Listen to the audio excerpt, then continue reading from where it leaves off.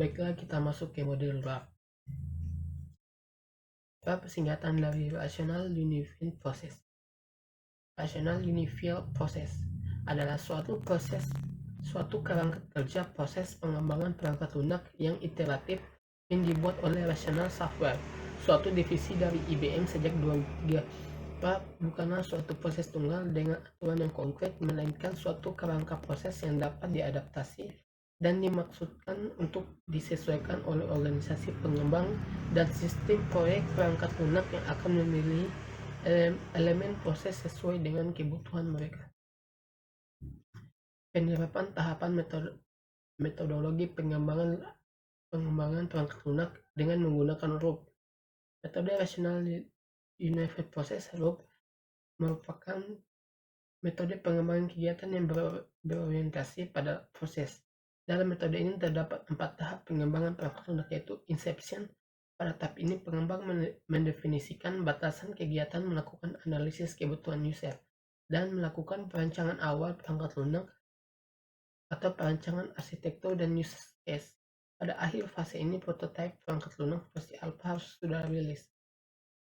Elaboration. Pada tahap ini dilakukan perancangan perangkat lunak mulai dari menspesifikkan fitur perangkat lunak hingga perilisan prototipe, versi beta, dan perangkat lunak. Construction. Pengimplementasian rancangan perangkat lunak yang telah dilakukan pada tahap ini. Pada tahap ini, perangkat lunak versi akhir yang sudah disetujui administrator dirilis beserta dokumentasi perangkat lunak.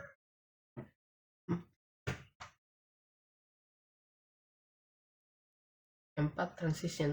Instalasi, development, dan sosialisasi perangkat lunak dilakukan pada tahap ini. Kelebihan dari model ini adalah: 1. Menyediakan akses yang mudah terhadap pengetahuan dasar bagi anggota tim. 2. Menyediakan petunjuk bagaimana menggunakan UML secara efektif. 3. Mendukung proses pengulangan dalam pengembangan software. 4. Memungkinkan adanya penambahan pada proses. 5. Memungkinkan untuk secara sistematis mengontrol perubahan-perubahan yang terjadi pada software selama proses pengembangannya. Kemudian memungkinkan untuk menjalankan test case dengan menggunakan National Test Manager Tool. Kekurangan pengembangan perangkat lunak RUP.